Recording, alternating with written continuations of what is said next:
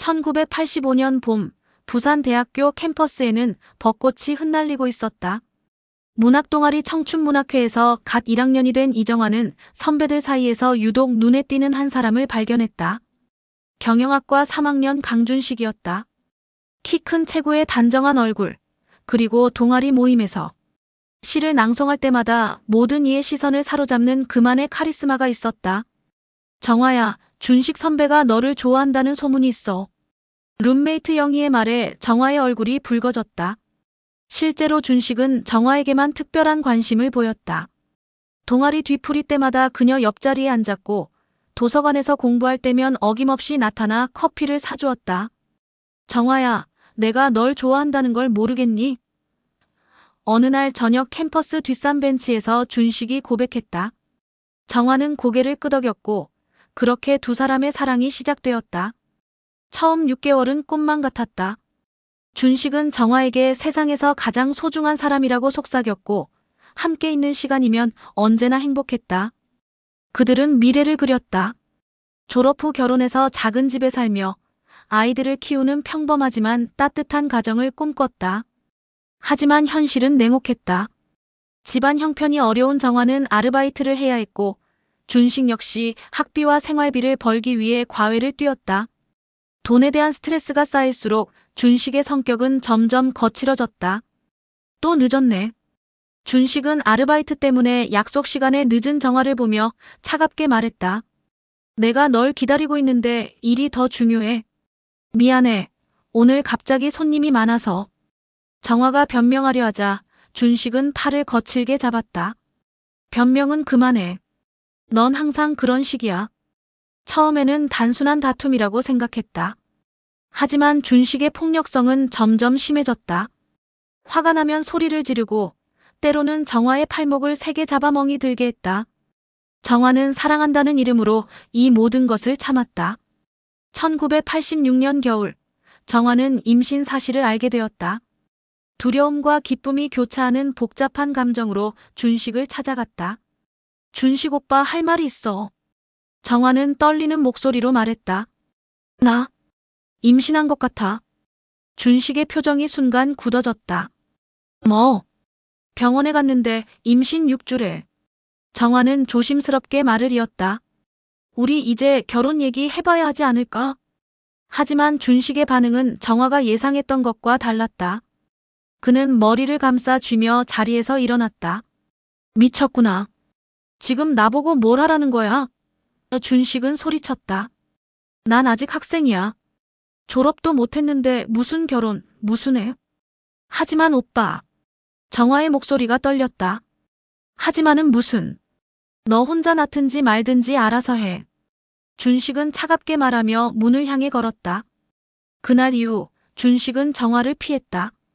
동아리에도 나오지 않았고 정화가 찾아가면 친구들이 없다고 둘러댔다. 일주일 뒤 정화는 준식이 휴학계를 내고 서울로 올라갔다는 소식을 들었다. 정화는 홀로 남겨졌다. 임신한 몸으로 학교를 다니는 것은 불가능했다. 결국 그녀는 고향인 진주로 내려가 딸 미래를 낳았다. 20살의 어린 나이에 홀로 아이를 키우며 그녀는 강준식이라는 이름을 마음 깊숙이 묻어버렸다. 시간이 흘러 정화는 착한 남자 이승호를 만나 재혼했다. 승호는 미래를 친딸처럼 아꼈고 정화는 행복한 가정을 이룰 수 있었다. 하지만 마음 한켠에는 여전히 지워지지 않는 상처가 남아 있었다. 강준식이라는 이름, 그리고 그가 남긴 상처들이. 2024년 10월, 부산 해운대의 고급 레스토랑 오션뷰에서는 특별한 만남이 예정되어 있었다. 대림건설 기획팀장 이미래 32와 같은 회사 전략기획팀 과장 강민규 34의 상견례였다. 미래는 이른 아침부터 옷장 앞에서 고민했다. 엄마, 이거 어때? 연한 베이지색 블라우스에 검정 재킷을 입고 물었다. 완벽해. 우리 미래가 제일 예뻐. 이정화는 딸을 바라보며 미소 지었다. 하지만 마음 한편으로는 긴장이 되었다. 사위 될 사람은 어떤 아이일까? 그 부모들은 또 어떤 분들일까? 미래와 민규는 3년 전 회사 워크숍에서 처음 만났다. 처음에는 서로 다른 팀이라 업무적인 대화만 나눴지만 점점 서로에게 끌리게 되었다. 민규는 차분하고 신중한 성격으로 미래의 급한 성격을 잘 받아주었고, 미래는 명랑하고 적극적인 성격으로 소심한 민규에게 활력을 불어넣어 주었다. 미래야, 나 너한테 할 말이 있어. 작년 봄 한강공원 벤치에서 민규가 조심스럽게 말을 꺼냈다. 응, 뭔데? 나랑 결혼해 줄래? 민규는 떨리는 손으로 반지 상자를 꺼냈다. 그날이 바로 두 사람의 약혼일이었다. 1년간 결혼 준비를 하면서 두 사람은 더욱 확고해졌다. 서로를 향한 사랑이, 그리고 함께할 미래에 대한 확신이. 상견례 당일 오후 1시, 레스토랑에 먼저 도착한 것은 이정화 가족이었다. 남편 승호와 함께 온 정화는 창가 자리에 앉아 바다를 바라보며 마음을 진정시키려 했다. 여보, 너무 긴장하지 마. 민규가 좋은 아이라고 미래가 그렇게 자랑했잖아. 승호가 아내의 손을 잡으며 위로했다. 그래, 맞아. 우리 딸이 그렇게 좋아하는 사람인데. 정화는 고개를 끄덕였다. 오후 1시 30분, 예약 시간이 되었다. 레스토랑 문이 열리면서 3명의 남자가 들어왔다. 앞서 걸어오는 민규의 뒤로 50대로 보이는 여성과 70대 남성이 따라왔다. 민규가 손을 흔들며 다가오자 미래가 일어나 인사했다. 어머니, 아버지 소개할게요. 제 약혼자 강민규예요. 그리고 민규 어머니, 아버지시고요. 민규가 정중하게 인사했다. 안녕하세요, 강민규입니다. 그 순간 뒤에 서 있던 민규의 아버지가 얼굴을 들었다.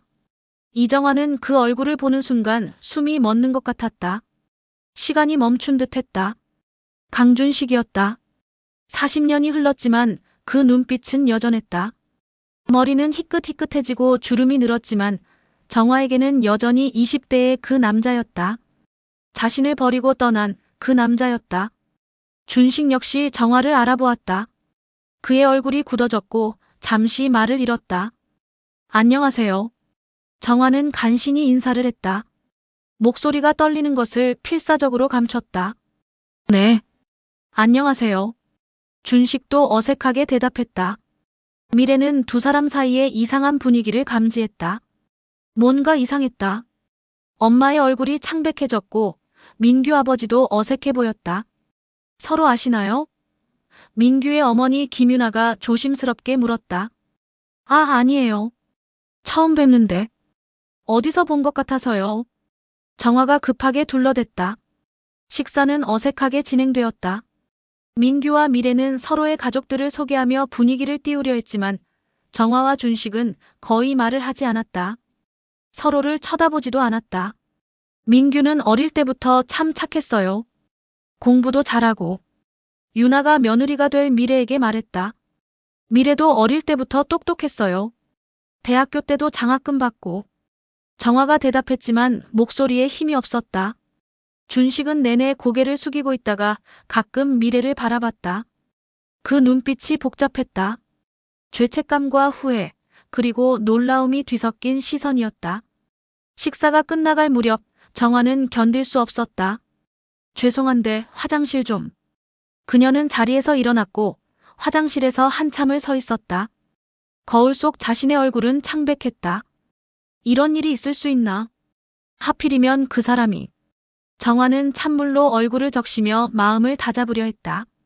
상견례가 끝나고 각자 헤어질 때 준식이 조용히 정화에게 다가왔다. 정화야. 그가 작은 목소리로 불렀다. 하지만 정화는 뒤도 돌아보지 않고 걸어갔다. 40년 전처럼 그는 또다시 그녀의 인생에 예고 없이 나타났다. 이번에는 딸의 행복까지 위협하면서. 상견례가 끝난 그날 밤, 미래는 잠들 수 없었다. 어머니의 이상한 반응이 계속 머릿속을 맴돌았다. 평소 사교적이고 밝은 엄마가 그렇게 조용할 리 없었다. 특히 민규 아버지를 보는 순간 얼굴이 창백해진 모습이 잊히지 않았다. 다음 날 아침, 미래는 회사에서도 집중할 수 없었다. 민규가 다가와 물었다. 미래야, 괜찮아? 어제부터 계속 심각해 보이는데. 응. 그냥 엄마가 좀 이상해서. 미래는 고개를 저었다. 어제 상견례 때 엄마 표정 봤지? 뭔가 이상하지 않았어. 민규도 고개를 끄덕였다. 우리 아버지도 좀 이상하셨어. 평소보다 말씀이 없으시고. 혹시 서로 아시는 사이신 건 아닐까? 그날 저녁 미래는 부모님 집으로 향했다. 거실에서 TV를 보고 있던 정화는 딸이 들어오자 어색하게 미소 지었다. 미래야, 왜 이렇게 늦게? 저녁은 먹었어. 엄마, 나 물어볼 게 있어. 미래는 엄마 앞에 앉았다. 어제 상견례 때 왜 그랬어? 평소 엄마답지 않게 너무 조용했잖아. 그랬나? 그냥. 처음 보는 분들이라 긴장했나 봐. 정화는 시선을 피했다. 엄마, 나 바보 아니야. 민규 아버지 보는 순간 얼굴이 하얗게 질렸잖아. 분명히 아시는 분이죠. 미래의 목소리가 높아졌다. 정화는 한참을 침묵했다. 그리고 깊은 한숨을 쉬었다. 미래야. 엄마, 제발 솔직히 말해줘. 내 결혼에 문제가 있는 거야? 왜 내 행복을 망치려 해? 그 순간 정화의 눈에서 눈물이 흘러내렸다. 40년간 숨겨왔던 비밀의 무게가 더 이상 견딜 수 없을 만큼 무거웠다. 미래야. 엄마가 평생 숨기고 살았던 일이 있어. 정화는 떨리는 목소리로 말했다. 무슨 말이야? 강준식. 민규 아버지는. 정화는 잠시 말을 멈췄다가 이어갔다. 너의 친아버지야. 미래는 마치 벼락을 맞은 것처럼 굳어졌다. 뭐라고? 대학생 때 만났었어. 사랑했지만 내가 뱃속에 있을 때 그 사람은 날 버리고 떠났어. 정화는 울면서 모든 것을 고백했다. 너 혼자 낳든지 말든지 알아서 하라고 하고는 사라져버렸어. 미래는 충격에 말을 잃었다. 지금까지 자신의 친아버지라고 생각했던 이승호가 친아버지가 아니라는 것도 충격이었지만 더 큰 충격은 따로 있었다. 그럼 민규와 나는. 미래의 목소리가 떨렸다. 피는 섞이지 않았어. 민규는 그 사람의 둘째 부인에게서 태어난 아이야. 정화가 급히 말했다. 법적으로는 전혀 문제가 없어. 하지만 미래의 마음은 복잡했다. 법적으로는 문제가 없지만 자신을 버린 남자의 아들과 결혼한다는 것이 받아들여지지 않았다. 엄마, 왜 이제서야 말해주는 거야? 미래는 눈물을 흘렸다. 내가 민규를 사랑해서 결혼하려고 하는데 이런 걸 어떻게 받아들이라고. 미안해, 미래야. 정말 미안해. 정화는 딸의 손을 잡으려 했지만 미래가 피했다. 아빠. 아니, 이승호 아버지는 아세요? 알고 계셔. 처음부터 다 말씀드리고 결혼했어. 그분이 너를 친딸처럼 키워주셨잖아. 미래는 머리를 감싸 안았다. 자신의 정체성이 흔들리는 느낌이었다. 32년간 알고 있던 모든 것이 거짓이었던 것 같았다. 그럼 민규에게는 뭐라고 해야 해? 사실 당신 아버지가 내 친아버지예요 라고. 당신 아버지는 임신한 내 엄마를 버리고 도망간 사람이에요 라고. 정화는 대답할 수 없었다. 딸의 고통을 지켜보는 것이 너무 괴로웠다. 그날 밤 미래는 민규에게 전화를 걸었다. 민규야, 미안한데 결혼 얘기 좀 천천히 하자. 갑자기 왜? 무슨 일이야? 그냥 시간이 좀 필요해. 며칠만 시간을 줘. 전화를 끊은 후 미래는 창밖을 바라보며 생각에 잠겼다. 사랑하는 사람과의 결혼이 이렇게 복잡해질 줄은 꿈에도 몰랐다. 과거의 그림자가 현재를 이렇게나 흔들 수 있다는 것이 믿어지지 않았다. 한편 강준식도 그날 밤 잠들 수 없었다.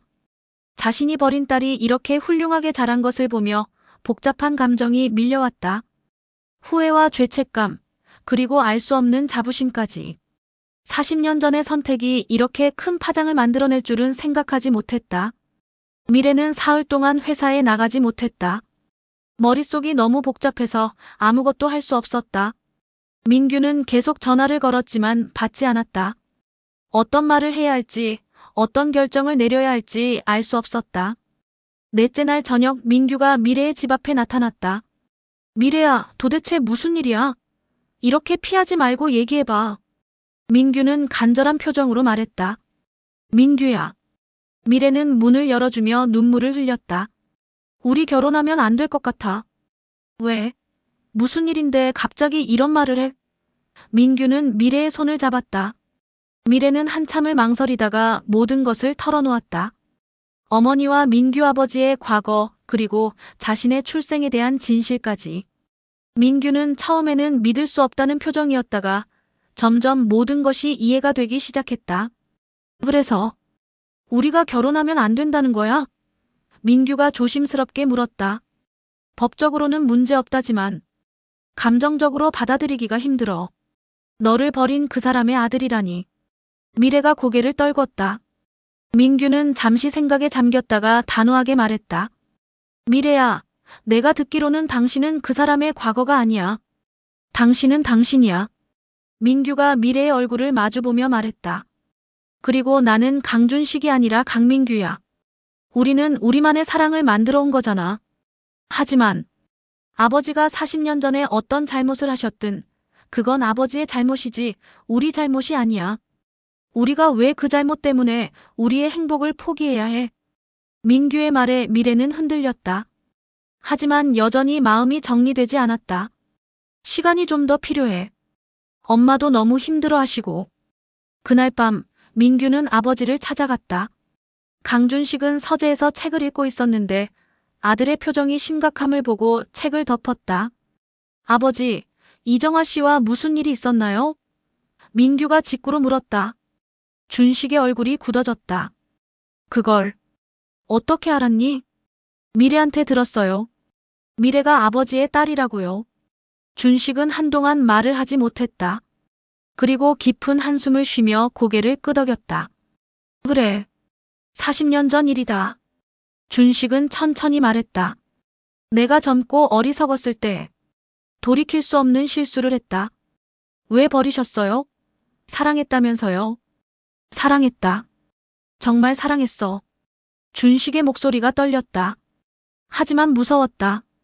가난했고 미래가 불안했고 책임질 용기가 없었어. 그래서 도망쳤다. 그럼 지금은 어떠세요? 후회하세요? 매일 후회한다. 준식이 고개를 숙였다. 정화가 얼마나 힘들었을까? 미래가 아버지 없이 얼마나 외로웠을까? 생각할 때마다 가슴이 아프다. 민규는 아버지의 진심을 느꼈다. 하지만 동시에 미래의 상처도 이해했다. 아버지, 미래에게 사과하세요. 그리고 이정화 이모님께도. 이틀 후 준식은 용기를 내어 정화에게 전화를 걸었다. 정화야. 나다. 정화는 대답하지 않았다. 미안하다. 정말 미안하다. 40년 늦었지만 사과하고 싶다. 지금 와서 무슨 소용이에요? 정화의 목소리는 차갑다. 이미 다 끝난 일인데. 미래와 민규 때문에라도 한 번만 만나서 얘기하자. 제발. 일주일 후 부산 용두산공원에서 두 사람은 40년 만에 단둘이 마주 앉았다. 둘 다 많이 늙었지만 서로를 알아보는 데는 한순간이면 충분했다. 미안하다, 정화야. 준식이 먼저 말을 꺼냈다. 40년 전 그때. 정말 잘못했다. 지금 와서 미안하다고 하면 뭐가 달라져요? 정화가 쓴웃음을 지었다. 아무것도 달라지지 않아. 하지만 그래도 말하고 싶었어. 너를 사랑했다는 것도 미안하다는 것도. 정화는 눈물을 참으며 말했다. 그 말 한마디 듣기 위해 40년을 기다렸어요. 미래는 정말 훌륭하게 자랐구나. 내 도움 없이도요. 정화의 목소리에는 자부심이 담겨 있었다. 두 사람은 오랫동안 이야기했다. 지나간 시간들, 각자의 삶, 그리고 아이들에 대한 걱정까지. 그날 저녁 정화는 미래를 찾아갔다. 미래야, 엄마가 생각해봤는데. 민규는 좋은 아이야. 내가 사랑하는 사람이잖아. 엄마, 과거는 과거야. 우리는 현재를 살아가야 해. 그 사람이 어떤 잘못을 했든 그건 민규의 잘못이 아니야. 정화가 딸의 손을 잡았다. 엄마는 내가 행복했으면 좋겠어. 미래는 눈물을 흘리며 어머니를 껴안았다. 고마워요, 엄마. 엄마가 나를 지켜냈잖아요. 혼자서도 이렇게 훌륭하게. 그날 밤 미래는 민규에게 전화를 걸었다. 민규야, 우리 결혼해. 과거가 어떻든 우리는 우리야. 새로운 가족을 만들어가자. 2025년 5월 부산 해운대의 웨딩홀에는 따뜻한 봄볕이 가득했다. 미래와 민규의 결혼식 날이었다. 3개월간의 우여곡절 끝에 마침내 맞이한 이날, 모든 사람들의 얼굴에는 진심 어린 축복이 담겨 있었다. 미래야, 정말 예쁘다. 드레스를 입은 딸을 보며 정화는 눈물을 참았다. 우리 딸이 이렇게 아름다운 신부가 되다니. 엄마, 울면 화장 번져요. 미래가 웃으며 말했다. 하지만 그녀의 눈에도 눈물이 맺혀 있었다. 대기실에서는 이승호가 딸의 손을 잡고 있었다. 미래야, 아빠가 너를 키우면서 가장 행복했던 순간은 내가 아빠라고 부를 때였어. 오늘도 그런 날이야. 아빠. 미래는 이승호를 꼭 껴안았다. 저를 친딸처럼 사랑해주셔서 고마워요. 아빠 덕분에 사랑이 뭔지 알 수 있었어요. 한편 신랑 대기실에서는 민규가 긴장한 채 앉아 있었다. 강준식이 아들의 어깨에 손을 올렸다. 민규야, 행복하게 살아라. 그리고 미래를 소중히 해라. 네, 아버지. 그런데 민규가 망설이다가 말했다. 아버지도 이제 진짜 가족이 되는 거니까 과거에 너무 얽매이지 마세요. 준식은 고개를 끄덕였다. 아들의 성숙함에 감사함을 느꼈다. 오후 2시 결혼식이 시작되었다. 웨딩 마치가 울려 퍼지는 가운데 이승호와 팔짱을 낀 미래가 입장했다. 하객들은 모두 일어나 박수를 쳤다. 준식은 뒤쪽 자리에 조용히 앉아 있었다. 버진로드를 걸어오는 미래를 보며 가슴이 복잡했다. 저 아름다운 신부가 자신의 피를 나눈 딸이라는 사실이 여전히 믿기지 않았다. 동시에 자신이 놓친 32년의 세월이 아깝고 안타까웠다. 정화는 맨 앞자리에서 딸을 바라보며 눈물을 흘렸다. 20살에 혼자 딸을 낳아 키운 모든 순간들이 주마등처럼 스쳐갔다. 첫걸음마, 첫말, 학교 입학식, 대학 졸업식. 모든 순간을 함께했던 딸이 이제 한 남자의 아내가 되는 것이다. 사랑하는 두 사람이 오늘 이 자리에서 평생을 함께하기로 약속합니다. 주례가 말했다.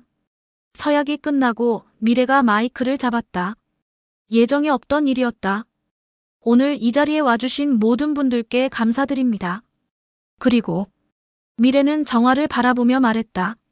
엄마, 저를 혼자 낳아서 키워주시고 아버지 없이도 사랑이 무엇인지 가르쳐 주셔서 고마워요.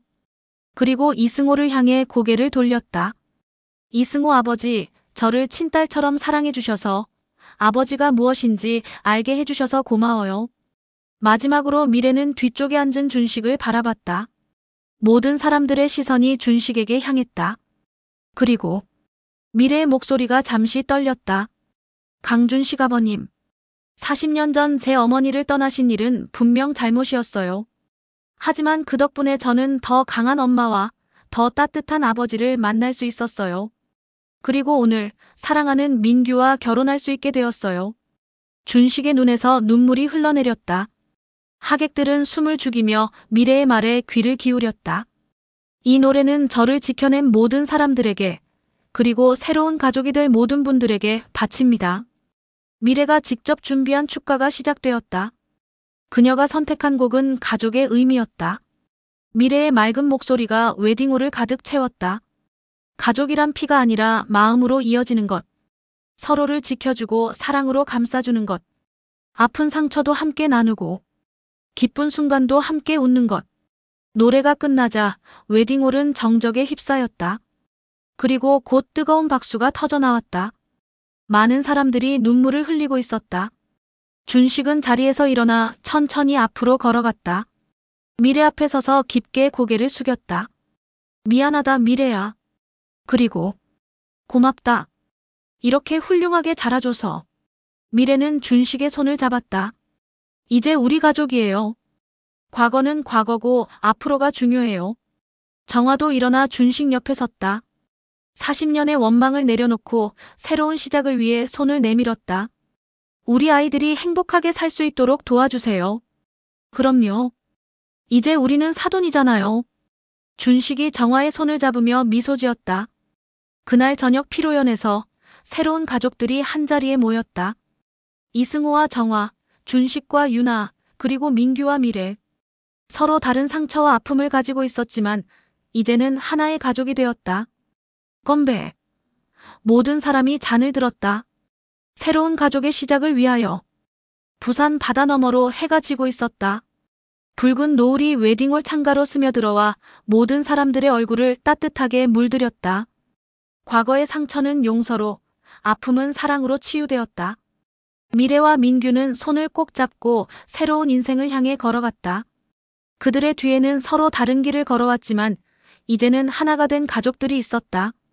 진정한 가족의 의미는 피가 아니라 사랑임을 그들은 오늘 비로소 깨달았다.